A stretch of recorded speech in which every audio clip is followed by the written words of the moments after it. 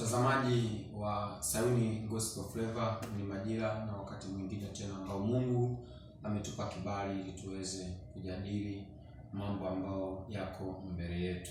Kwa majina yangu naitwa Emmanuel Samson Mwandute, mtangazaji wa Sayuni Gospel Flavor, na siko peke yangu, nimeambatana na ndugu yangu. Uko na mimi mtangazaji wako Steven Ezekiel Mwashambwa wa Sayuni Gospel Flavor. Amen.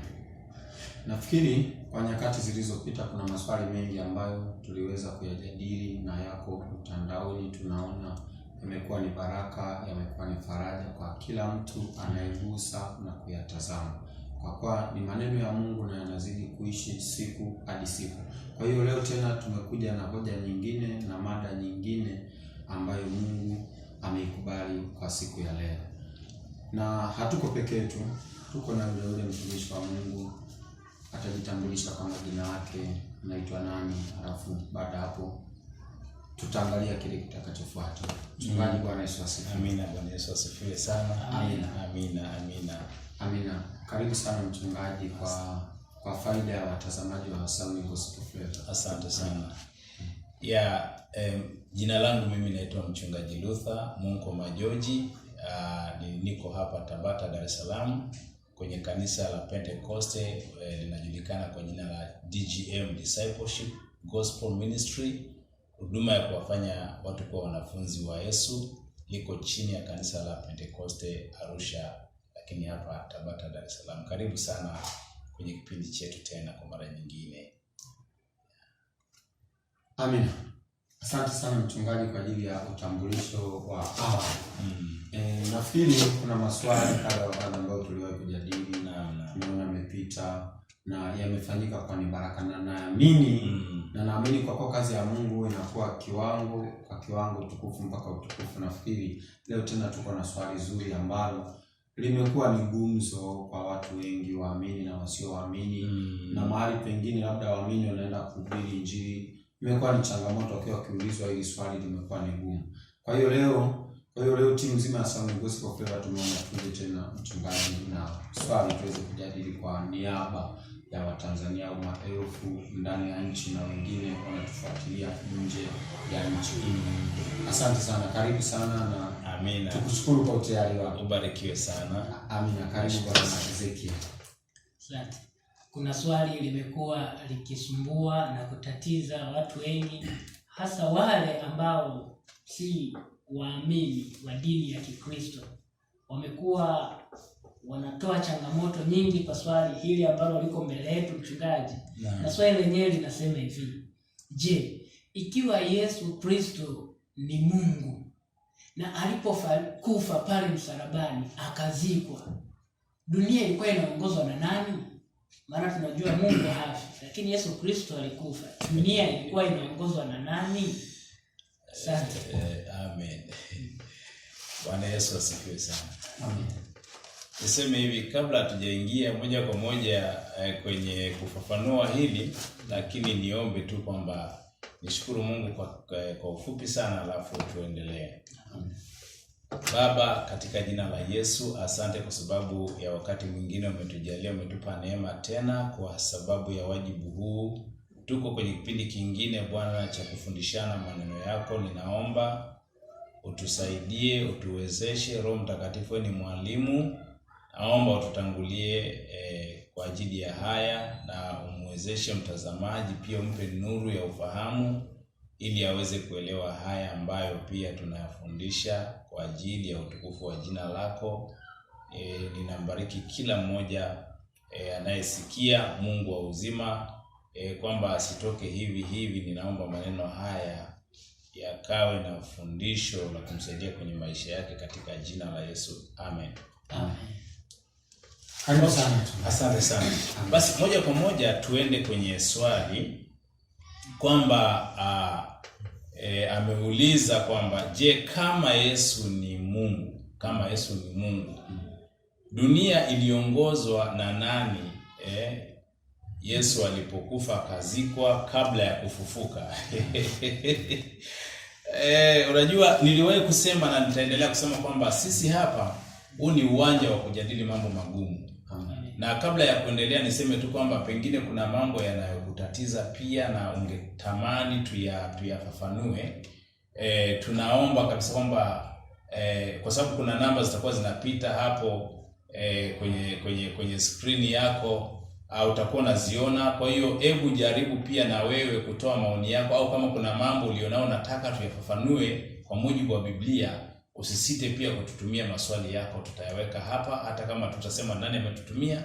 Lakini tungependa pia mchango wa watazamaji wetu ili tuendelee kufahamishana. Sisi kazi yetu ni kuchambua tu mambo haya na kuleta mtazamo sahihi kupitia neno la Mungu. Bwana Yesu asifiwe. Amen. Niseme kwamba ili kujibu swali hili vizuri ni muhimu sana kuondoa ile shaka juu ya uungu wa Yesu Kristo. Amen. Na hilo ndio moja ya swali ambalo ni swali korofi sana. Watu wengi sana ambao wengine na nini wa Kristo lakini anakataa na kwambia Yesu sio Mungu. Yesu ni. Asante sana. Yaani ili kujibu swali hili na ni lazima kuondoa utata au shaka juu ya uungu wa Yesu Kristo. Amen. Ninafahamu kabisa kwamba tunapozungumzia juu ya uungu wa Yesu Kristo, ndugu mtazamaji, wewe ni shahidi jinsi ambavyo pia jambo hili limekuwa na mvutano mkubwa, limekuwa na ubishani mkubwa, lakini hebu na sisi tuchukue sehemu hii kufafanua. Hakuna shaka kwamba Yesu ni Mungu. Napenda ieleweke hivyo kwa sababu mimi ninaamini na nitakupa ushahidi wa kuamini hivyo. Hakuna shaka kwamba Yesu ni Mungu. Na ili ujue kwamba Yesu ni Mungu, ni lazima kwanza ujue Mungu ni nani. Bwana Yesu asifiwe. Amen. Watu wengi wanaopinga Yesu ni Mungu au wanaosema Yesu si Mungu, kwa bahati mbaya sana hawajui Mungu ni nani. Ukiwaambia nieleze Mungu yukoje na Mungu ni nani, hawawezi kumfafanua. Na ndipo hapo inafika mahala sasa huwezi kuwa na hoja ya kupinga kwamba Yesu si Mungu wakati hujui Mungu ni nani. Bwana Yesu asifiwe. Lakini moja kwa moja niseme kwamba kwa mujibu wa Biblia, tukiangalia sisi wa Kristo na kwa mujibu wa Biblia tunaamini katika utatu mtakatifu wa Mungu. Maana ya utatu mtakatifu manake Mungu, tunaamini katika Mungu Baba, Mwana na Roho Mtakatifu. Na tunapozungumza hivi manake sio tunagawa miungu watatu, lakini tunazungumza Mungu katika ule muunganiko wa utatu wake kwenye utendaji. Unauona ushirika wa Mungu katika utatu wake tangu kwenye kitabu cha Mwanzo. Na niweke bayana hivi mapema kwamba tunapofafanua katika kwa habari ya Mungu, elewa jambo moja. Mungu ni mkuu sana zaidi ya ule ufahamu wetu kumfafanua. Yaani kama ningesema kwa lugha ya wenzetu kwamba you can't describe God. Yaani huwezi kumwelezea Mungu kwa maelezo yanayotokana na ufahamu wa akili ya kawaida. Kama tunaelezea Mungu kama Mungu, ni lazima tunahitaji msaada wa ufahamu wa nuru inayotoka kwa Mungu mwenyewe ili angalau akusaidie kuelewa yeye ni nani.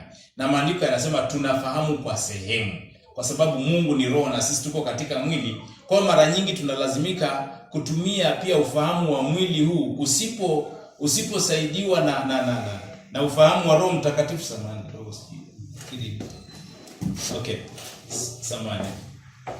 Ufahamu huu wa kwako ili uweze kutambua kwa habari ya Mungu na mambo ya Mungu, ni lazima iwepo nuru na elimu inayotoka kwa Mungu mwenyewe ili ikusaidie. Tunaamini kuna Roho Mtakatifu ambaye huwa anainua ule ufahamu, anatupanua ufahamu wetu kwa habari ya kufahamu mambo ambayo yako zaidi ya ufahamu wetu. Bwana Yesu asifiwe.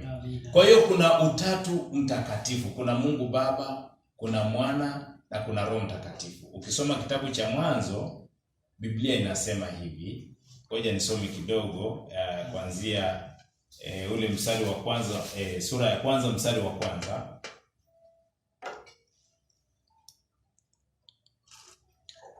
Neno la Mungu linasema hivi kwamba hapo mwanzo Mungu aliziumba mbingu na nchi, nayo nchi ilikuwa ukiwa tena utupu, na giza lilikuwa juu ya uso wa vilindi vya maji.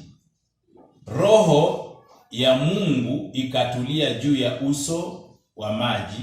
Mungu akasema iwe nuru, ikawa nuru. Mungu akaiona nuru ya kuwa ni njema. Mungu akatenga nuru na giza. Kwa hiyo hapa tunaona kwamba kuna Mungu na kuna roho ya Mungu, na Mungu akasema neno. Kwa hiyo hapa moja kwa moja tunaona ushirika wa kimungu, kwamba kuna Mungu Baba, kuna roho na kuna neno ambavyo vimeshiriki katika uumbaji. Bwana Yesu asifiwe. Hapo mchungaji, nataka niulize swali kidogo. Mungu wakati anaumba, kwa mujibu wa hapo anasema na roho ya Mungu ikatulia juu ya uso wa maji. Ndio. Kwa hapo usije ukatuacha tena. Ina maana Mungu huyu amegawanyika katika hizo sehemu tatu, au ni mmoja? Kwamba mwingine alikuwa sehemu nyingine, alafu na roho ikawa imetulia sehemu nyingine juu ya vilindi vya maji. Bwana Yesu asifiwe. Nimetangulia kusema kwamba tunapoelezea kuhusu Mungu kama Mungu, tunahitaji sana ufunuo wa Roho Mtakatifu ili kwamba kuelezea kwa kina mambo haya. Lakini ninachotaka kuzungumzia kabla ya kujibu hilo swali lako, ninazungumzia kuhusu ule ushirikiano. Anaposema Mungu, anaposema na roho ya Mungu, kwa hiyo ina maana kwamba Mungu hapo huwezi kumgawanya. Huwezi kumgawanya. Kwa mfano wewe ulivyo hapo Ezekiel, unaweza ukasema nimekaa hapa lakini miguu yangu imekanyaga yani chini. Kwa hiyo wewe Ezekiel umekaa kwenye kiti lakini miguu yako imekanyaga hapa kwenye sakafu. Siwezi kukutenganisha wewe na miguu yako. Tayari wewe ni Ezekiel, umekaa kwenye kiti lakini miguu imekanyaga sakafu. Haiko kwenye kiti. Nafikiri umenielewa. Hapo mpaka hapo sijakutenga. Kwa hiyo utendaji wa Mungu unakuwa hivyo. Na ifahamike kwamba tunapomzungumzia Mungu hatujui formula ya umbo lake. Kwa hiyo kwamba roho ya Mungu ilikuwa imekaa wapi, yani imekaa wapi katika sehemu ya ile umbile la Mungu, hasa hapo ndio tumwachie Mungu mwenyewe. Lakini tunajua kabisa kwamba katika utendaji wake alifanya akiwa katika ushirika wa yeye Mungu na roho yake na neno lake. Kwa hiyo tunaona tangu mwanzo kuna huu ushirika wa Utatu Mtakatifu, ambapo pia imekuwa ni kazi ngumu kuwaelezea watu kuelewa juu ya Utatu Mtakatifu wa Mungu.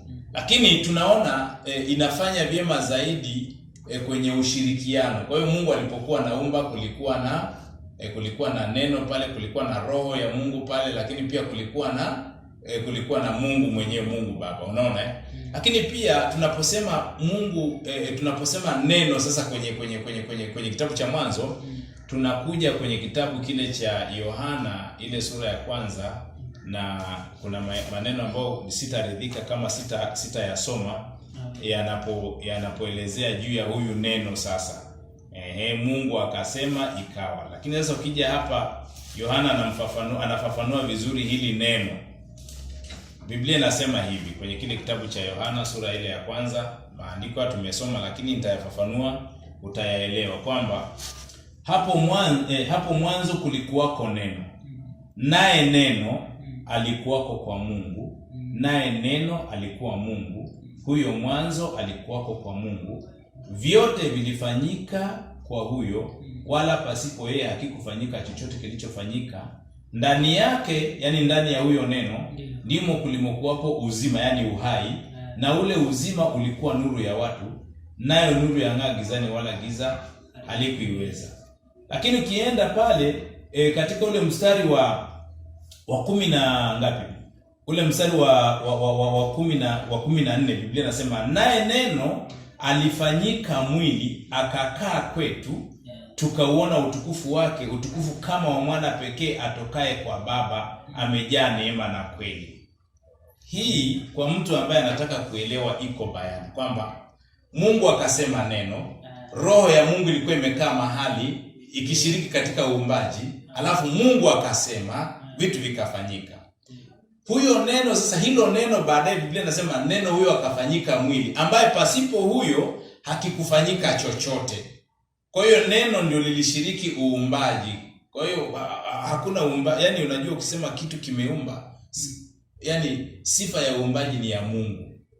Hakuna kiumbe chochote chenye sifa ya kuumba. Kwa hiyo kama neno likafanyika mwili, ambaye ndio tunazungumzia habari za nani? Za Yesu. Kwa hiyo Yesu ni muumbaji akiwa kama neno. Na anasema wala pasipo huyo neno, na neno hapa anapozungumzwa haizungumzwi kama hilo neno likafanya hivi au hili neno anasema huyo anazungumziwa kama mtu, kama nafsi. Jinsi unavyoweza kumzungumza Mungu, jinsi unavyoweza kumzungumza Roho Mtakatifu. Kwa hiyo unapozungumza hivyo, manake unamzungumza Yesu. Neno akafanyika mwili, akakaa kwenye tumbo la Mariamu, akazaliwa, akaitwa Yesu. Na alipoitwa Yesu sasa akaja kwa kazi maalum. Bwana Yesu asifiwe. Na ili kumalizia, hebu ngoja ili nijiridhishe tena, ndugu mtazamaji, ngoja nikusomee kwenye kitabu cha Wakolosai, Wakolosai ile sura ya 3. Kuna neno ambalo huwa ninalipenda sana. Kuna maneno mengi yanayozungumzia juu ya uungu wa Yesu, lakini sitaridhika kama sitasoma hili la Wakolosai sura ya 3. Huwa nalipenda sana zaidi binafsi. Bwana Yesu asifiwe. Amen. Biblia inasema hivi. Wakolosai sura ya 3 na Amen. Bwana Yesu asifiwe sana. Amina. Okay, samahani, sura ya 2 na ule mstari wa 9. Anasema hivi. Labda nianzie mstari wa 8. Angalieni mtu asiwafanye mateka kwa elimu yake ya bure na madanganyo matupu, kwa jinsi ya mapokeo ya wanadamu, kwa jinsi ya mafundisho ya awali ya ulimwengu, wala si kwa jinsi ya Kristo. Anasema maana katika yeye unakaa utimilifu wote wa Mungu kwa jinsi ya kimwili. Mstari wa 9 anasema katika yeye Yesu Kristo unakaa utimilifu wote wa Mungu kwa jinsi ya mwili, katika mwili. Kwa hiyo na maana katika kwa nje ungemwona Yesu ni mwanadamu, lakini ndani yake ulikaa utimilifu wote wa Mungu katika mwili. Maana yake kile ambacho Mungu angeweza kufanya, Yesu hata akiwa katika mwili angeweza kufanya tu, na ndio maana alifanya vitu vingi ambavyo vilionyesha kwamba ni zaidi, viko zaidi ya mchungaji. Ndio. Kwa neno hilo maana kwa kifupi tunaweza tukasema Yesu Kristo alikuwa ni Mungu 100%, pia alikuwa ni mwanadamu 100% kwa ule mwili. Kabisa. Kwa sababu katika roho alikuwa Mungu. Lakini katika mwili alikuwa mwanadamu. Na sasa hapa ndipo tunapokuja kujibu swali lile kwamba je, kama yeye ni Mungu alipokufa sasa, ili tuondoe ule utata. Kwa hiyo katika roho, ambayo definitely huwezi kuiua roho. Yaani kabisa kimsingi huwezi kuiua roho. Roho haifi. Ila mwili unakufa, na maana ya kufa ni kuutenga mwili na roho. Kwa hiyo roho ya Yesu ilipotoka katika mwili wake kwa njia ya kile kifo cha msalabani, maana yake ile roho ambayo iliendelea kubaki kuwa ndiyo Mungu haikuuawa, lakini mwili wake ukauawa. Mungu alikuwa amebaki. Yupo anaendelea kutenda kazi, ila mwili aliyokuwa ameuvaa ukauawa. Na kwa nini alivaa mwili? Na hilo lazima mtazamaji uelewe. Ukisoma katika kitabu cha Waebrania, unaona kabisa mwandishi wa kitabu kile ananukuu pale anapomwelezea Yesu kama alivyotoa mwili wake kuwa sadaka na dhabihu.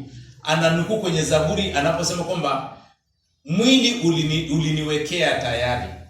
Kwa hiyo aliwekewa mwili tayari kwa ajili ya kwenda kufanya kazi nao. Kwa hiyo mwili wa Yesu aliwekewa kwa ajili ya kusudi ambalo ndio hilo sasa unapaswa kulielewa, kwamba ili autoe ule mwili wake kuwa sadaka badala ya wanyama waliokuwa wanachinjwa na kuuawa kwenye Agano la Kale kama kafara, ili watu wasamehewe, wapate rehema za Mungu. Kwa hiyo yeye akawekewa mwili. Kwa hiyo badala ya miili ya wanyama na vitu vya namna hiyo.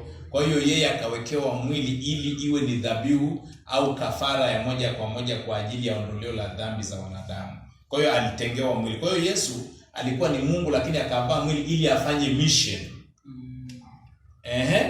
Nafikiri hapo imeeleweka mtazamaji, inabidi ufuatilie ili uelewe. Kwa hiyo Yesu roho yake ilikuwa ni Mungu kwa 100%. Na mwili wake ilikuwa ni mwanadamu, na ndio maana unakuta anaitwa mwana wa Adam, kuna mahali anaitwa mwana wa Daudi, kuna mahali anaitwa mwana kondoo wa Mungu. Kwa hiyo mwili ule anapoenda kuteswa msalabani, na kwa kifupi ili kuendelea kujibu hii hoja sasa, kwamba wakati anaenda kuteswa msalabani mwili ndio ulikuwa unaenda kuteswa. Yani Yesu lakini katika namna ya ubinadamu ili iwe upatanisho. Lakini kwa hiyo aliupeleka mwili kuteswa. Mwili ndio ulikuwa unauawa, ule ubinadamu wake ndio ulikuwa unaenda kuuawa badala ya wanadamu ambao wangepaswa kuhukumiwa. Kwa hiyo mwili wake ulihukumiwa msalabani ili sisi tupate rehema. Na ndio maana tunaamini sana katika kazi ya msalaba. Hapo mchungaji, nimeelewa. Naam. Jinsi ambavyo Yesu alivyokuwa Mungu na pia alikuwa mwanadamu. Kabisa. Na kingine nikikumbuka ukisoma maandiko katika kitabu cha Yohana sura ya 8, kama sikosei mstari kama 50 Wayahudi walipokuwa wanabishana naye, akawa amewaambia baada ya kubishana kidogo, Yesu akawaambia Inyi baba yenu Ibrahimu alipoiona siku yangu alishangilia. Akasema wewe una wazimu wewe. Mtoto hata miaka 50 hujafikisha. Baba yetu siku nyingi. Akawaambia sasa kama Ibrahimu ni baba yenu, huyo kabla Ibrahimu asijakuwako mimi niko kabla Ibrahimu asijakuwako mimi niko. Hapo umekuja vizuri, ambaye iko kwenye Yohana 8, kwanza Yohana 8 mstari wa 57.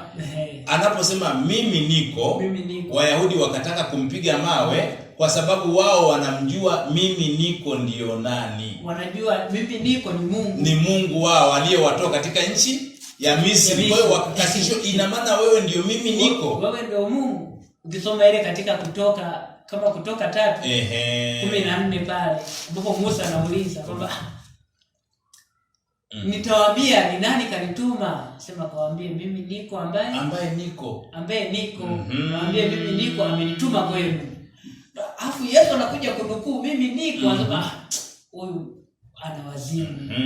Mpige mawe. Mbe huyu ndio mimi niko. Ndio huyu mimi niko aliyewatoa katika nchi ya Misri. Ngoja nikwambie, ukirifaa maandiko mengi kwenye Agano la Kale. Kwanza ukiangalia hapa anasema kabla ile ambayo inazungumzwa katika Kutoka, anasema I am who I am. Sasa hapa Yesu anapozungumza anasema before Abraham was, anasema I am. Yani mimi ndio yule I am. Bwana Yesu asifiwe sana. Na ili ni kuonyeshe pia kujiridhisha, wacha niunge hapo katika kitabu cha Methali ile, kuna maneno ambayo ninayapenda sana kwenye ile sura ya 8. Methali sura ya 8. Hebu tutaangalia hapo mistari michache ili kuona kwamba anapozungumzia kwa habari ya ushiriki wake kwenye utendaji wa kazi kama neno. Nitasoma mistari mingi kidogo ili nikuonyeshe uwepo wa Yesu Kristo kabla. Anasema, ninaanza na ule mstari wa 22 katika Methali 8. Anasema, Bwana alikuwa nami katika mwanzo wa njia yake kabla ya matendo yake ya kale, na alitukuka tokea milele tangu awali kabla haijakuwako dunia. Wakati visipokuwapo vilindi nalizaliwa, wakati zisipokuwapo chemichemi zilizojaa maji, kabla milima haijawekwa imara, kabla ya vilima nalizaliwa. Alafu anasema kwamba alipokuwa hajaiumba dunia wala makonde wala chanzo cha mavumbi ya dunia, alipozithibitisha mbingu nalikuwako. Anasema kwamba alipopiga duara katika uso wa bahari, alipofanya imara mawingu yaliyo juu, chemchemi za bahari zilipopata nguvu, anasema alipoipa bahari mpaka wake, kwamba maji yake yasiasi amri yake, na hapa nitakuja baadaye, maji yake yasiasi amri yake, alipoiagiza misingi ya nchi. Anasema mstari wa 30, ndipo nilipokuwa pamoja naye kama stadi wa kazi, nikawa furaha yake kila siku, yani kama mwana mbele ya baba, si ndio? Nikafurahi daima mbele zake, yani kabla hajaja huku duniani akiwa mbinguni akafurahi kama mwana mpendwa. Lakini anafanya kazi kama fundi stadi wa kazi. Maana Biblia inasema kwamba kabla hajawa mwili, neno alijawa mwili, yani inasema pasipo neno hakikufanyika chochote. Kumbe huyu Yesu akiwa neno ndiye alikuwa stadi wa nini? Nafikiri inahitajika kueleweka hivyo. Bwana Yesu asifiwe sana. Amen. Maana gari kwa mbaji, yani ndiye aliyekuwa stadi wa kazi. Jina la Bwana libarikiwe. Kwa anasema hivi, nikafurahi daima mbele zake, nikiifurahia dunia inayokaliwa na watu, na furaha yangu ilikuwa pamoja na wanadamu. Anasema basi wanangu, nisikilizeni sasa, maana heri hao wazishikao amri zangu. Hapa haongei mwanadamu, haongei mwandishi wa methali, anaongea pumzi ya Mungu ilikuwa ndani yake, inaongea kwa habari ya Yesu ambaye atakuja baadaye, wakati hapa lilikuwa ni agano la kale. Kwa hiyo nataka niseme sasa kwenye kujibu swali kwamba dunia iliongozwa na nani? Nije kwenye hiyo pointi sasa kwamba dunia iliongozwa na nani. Kimsingi nilikuwa natoa ule utata kwamba Yesu ni Mungu. Sasa sikiliza. Mwili ndio uliteswa, lakini roho ilibaki katika ile hali ya uungu wake. Alipokuja duniani, alipotengana alipotengana mwili na roho ambayo tunasema ni kufa, lakini bado yeye alibaki kuwa Mungu aliye hai. Biblia inasema kwamba alisafiri tu akaenda kuzimu, akaenda akafanya mission ya ukombozi kule. Akatikisa kule, akanyang'anya shetani mamlaka, ndio akarudi tena, akaja akavaa tena mwili mwingine wakati ule wakazi umesha. Jamani, bila shaka tunaelewana Ndio akarudi tena, tunasema amefufuka. Kwa hiyo alirudia tena akaurudia mwili pale, akachukua tena ule mwili wakaenda wakaukosa pale kaburini. Jamani, nafikiri hapa tunaelewana. Kwa hiyo si kwamba unajua alikufa katika mwili kwa mateso yale, kama mwanakondoo ametoa ile sadaka ya mwili wake ikararuliwa pale, alafu yeye mwenyewe kama Mungu akaenda akamshinda shetani. Basi aliporudi akauchukua tena ule mwili akaonekana kwa wanafunzi wake. Na ndio maana kuna mahali anasema hivi kabla hajafa, anasema mimi nina uwezo wa kuutoa uhai wangu na kuutoa tena. Kwa hiyo yani kuutoa uhai na kuurudisha ulikuwa kwenye mamlaka yake. Yaani ni yeye mwenyewe.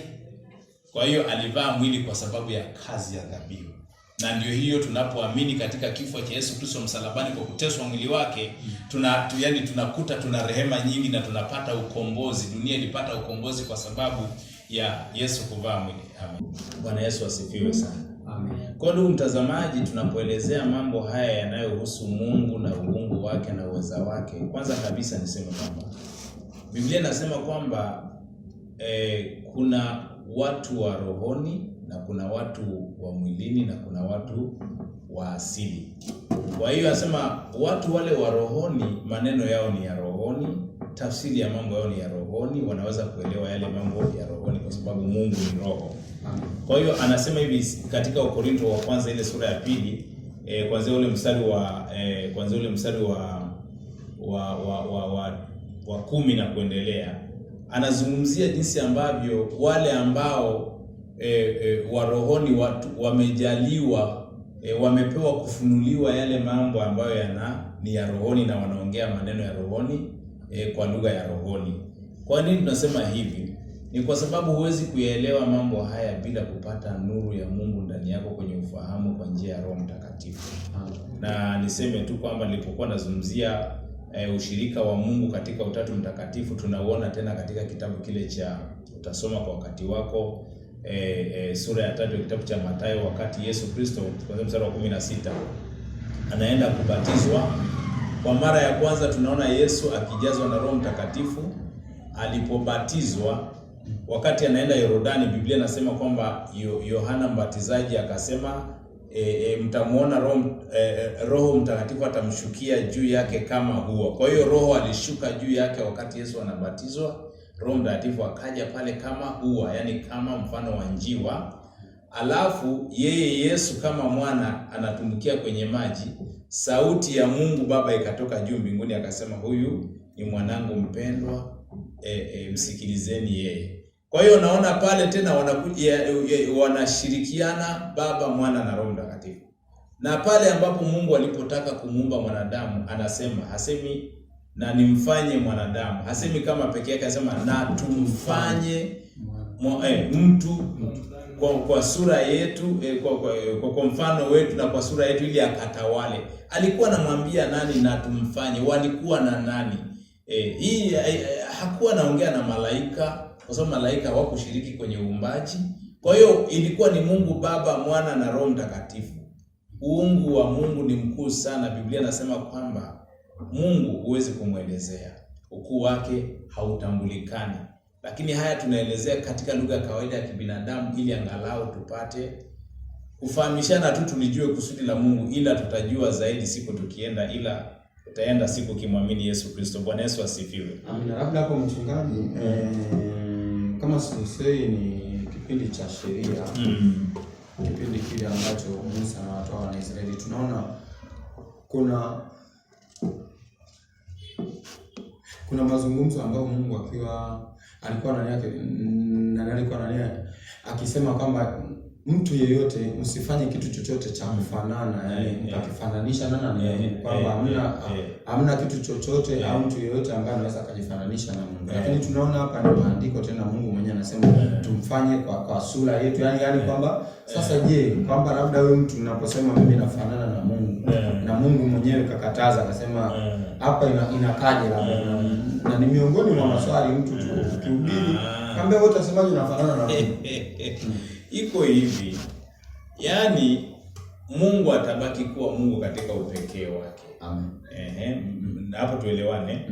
Lakini katika vile viwango vya utendaji na vya ukuu wake hatuwezi kufanana na Mungu. Amen. Na ndiyo sababu anasema utukufu wangu siwezi kugawana na mtu. Sisi sote ni viumbe. Amen. Lakini anaposema tumfanye mtu kwa mfano wetu na kwa sura yetu, maana yake ni hivi, kuna sehemu ambazo yani Mungu alimfanya mwanadamu katika uwezo fulani ambao kupitia usimamizi wa kimungu, Mungu aliwekeza uweza wake wa uungu ndani ya kiumbe ambacho alikiumba, ili kifanye yale mambo ambayo Mungu angedelegate, yani angekaimu na kukasimu yale madaraka ya utawala. Mungu anabaki mbinguni, lakini akaweka watu ili wawe kama Mungu duniani. Amen. Kwa hiyo kabla shetani hajamtawala Adam na yeye ajiite kwamba ni Mungu wa dunia, kimsingi mwanadamu ndio Mungu wa dunia. Amen. Lakini shetani anaitwa ni Mungu kwa sababu alimnyang'anya mtawala ambaye na mwanadamu anabaki kuwa kama Mungu wa dunia, lakini hawezi kufikia ile rank ya Mungu Baba, bado anabaki kuwa kiumbe. Lakini ni kiumbe ambacho kimepewa uwezo mkubwa sana na wa uungu, na ndio maana tunapokuwa tumeokoka tunajazwa na Roho Mtakatifu wa Mungu. Kwa hiyo tunafanywa tena ule uwezo ambao Adamu alipoteza unarudi. Kwa hiyo tunafanya mambo ambayo ni wonders. Kwa hiyo mambo ambayo mwanadamu anayafanya, yani unajua kutengeneza ndege ni sehemu ya uumbaji pia, hata kama haina uhai. Unaona, huwezi kutengeneza ng'ombe kama ng'ombe unayemwona ambaye Mungu amemuumba. Yani kitu ambacho tu mwanadamu hawezi kufanya ni kuweka uhai, kwa sababu hajapewa uwezo wa kuweka uhai. Lakini amepewa ile creativity, ule uwezo wa uumbaji wa kimungu katika ufahamu wake.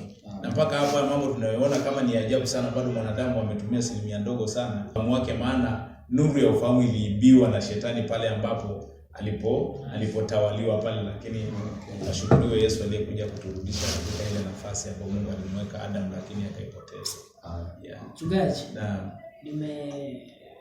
kwa mapana zaidi nimeelewa, na pia kuna mstari mmoja hivi nataka kukazia ndugu mtazamaji, katika ile waraka wa kwanza wa Yohana sura ya 5 mstari ukisoma vizuri anzia 18 mpaka 20 hapa. lakini vizuri pale 19 au 20 pale anasema hivi, nasi twajua ya kwamba mwana wa Mungu amekwisha kuja. Sawa. Naye ametupa akili ya kwamba tumjue yeye aliye wa kweli. Bora tumjue yeye aliye wa kweli. Wa kweli. Hapo anasema hivi, nasi tumo ndani yake. Huyo maana aliye wa kweli. Anasema huyo ndiye Mungu mkuu na uzima wa milele. Sasa pale ndio nikajua ambaye ni nani anazungumzwa? Yesu Kristo. Anasema ndiye Mungu mkuu.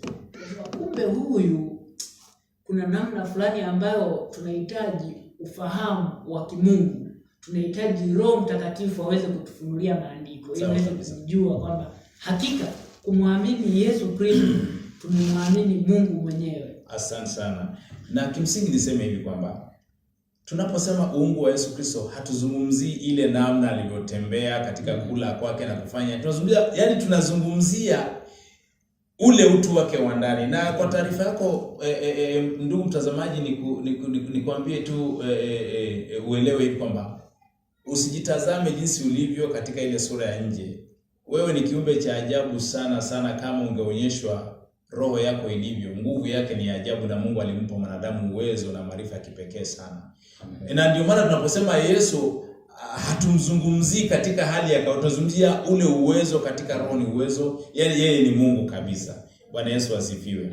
Kwa hiyo kwa kweli tunashukuru kwa ajili ya mambo haya, na unahitaji sana Mungu akupe neema ya roho. Lakini nimalizie labda kabla hatujafikia tamati, nizungumze kuhusu sasa dunia iliongozwa na nani, ili pamoja kwamba nimesema Yesu si kimsingi roho yake haikufa, bado aliendelea kuwa Mungu, lakini mwili wake uliharibiwa sana na kwa sababu alivaa ule uhusika kabisa wa binadamu.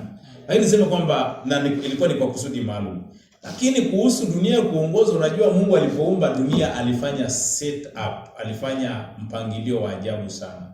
Kwa hiyo mara nyingi vitu ambavyo Mungu aliviumba, alifanya uumbaji akamaliza siku ya 7, alafu akasema maneno, alafu akaweka mpango ambao ameuseti. Kwa hiyo dunia na vitu vyake vyote vimebaki kujiendesha. Kwa hiyo Mungu ameweka mpangilio. Kabisa alisha aseti. Kwa hiyo yeye anafanya shughuli zingine, alafu sasa vile vitu ambavyo ameviumba vina rotate, vinakwenda vyenyewe kwa sababu amevipa amri. Sasa sikiliza, katika ile Zaburi ya 8 ule mstari wa 2 ukifungua pale, nafikiri utanielewa tu mtazamaji, tuwe pamoja. Kwa hiyo dunia Mungu aliumba kwa namna ya ajabu. Anasema hivi, Zaburi 8 ule mstari wa 3, anasema nikiziangalia mbingu zako, kazi ya vidole vyako, anasema mwezi na nyota ulizoziratibisha. Anasema mtu ni kitu gani hata umkumbuke? Kwa hiyo huyu mwandishi anasema nikiziangalia mbingu, kazi za mikono yako, mwezi na nyota ulivyoviratibisha. Tayari amefanya nini? Amevipangia nini? Sio unavyoviendesha. Alishaviratibisha kabisa. Ni sawa na mashine umetengeneza kaseti, alafu ukaondoka zako, vitu vikaendelea. Na amevipa time frame. Yaani itafika mahali kila kitu hakitaenda tena, kwa sababu tayari Mungu ana muda wake, anaujua. Na ndio maana tunasema itafika wakati kama ilivyokuwa siku ya kwanza, itafika siku ya mwisho. Kwa hiyo kila kitu kita-collapse. Yaani kila kitu hakitakuwepo tena. Labda na kwa kukusaidia sana, kuna mstari ambao ninaupenda huko kwenye kitabu cha Yeremia, ile sura ya 5 na mstari wa 22, nikusaidie. Yeremia 5 tukiwa pamoja. Nimesema kila kitu tunachambua kwa mujibu wa maandiko. Kwa hiyo ili uone kwamba hakukuwa na haja pia ya mwongozo sana, lakini Mungu yeye ni msimamizi, lakini amefanya setup. Hata alipoumba kwenye kitabu cha Mwanzo, anasema akaagiza kwamba kila kiumbe kizaliane kwa jinsi yake, kwa aina yake. Kwa hiyo yeye alipoumba akasema zalianeni hivyo, isiwepo. Kwa hiyo mbuzi hata zaa kondoo hata siku moja. Nafikiri tunaelewana. Wala simba hata zaa tembo hata zaa. Ni kitu Mungu aliplani, akakiweka, akakifiksi, kinaendelea. Kwa hiyo kama ni mpera utazaa mpera, kama ni pilipili, ni vitu endelevu. Kwa hiyo ni setup ambayo Mungu alipoiumba akaiacha. Kwa hiyo vivyo hivyo mambo yanayoendelea duniani, ndugu mtazamaji, Mungu anavisimamia, lakini alishamaliza kazi yake vinaendelea. Nisome katika Yeremia 5, angalia kitu cha ajabu anachosema kwenye mstari ule wa 22, anasema hivi. Anasema, "Je, hamniogopi mimi?" Mungu anasema. Asema Bwana, "Hamtatetemeka mbele za uso wangu, mimi niliyeweka mchanga kuwa mpaka wa bahari." Yaani ameweka mchanga kuwa nini? Mpaka wa bahari. Yaani ule mchanga wa ufukweni, mpaka wa bahari. Anasema kwa amri ya daima. Yaani ameweka mchanga wa bahari kuwa mpaka kwa amri isiweze kuupita isiweze kuupita. Anasema mawimbi yake yajapo umuka, yani mawimbi ya bahari hayawezi kushinda nguvu, hayawezi kushinda ule mchanga nguvu. Umenielewa?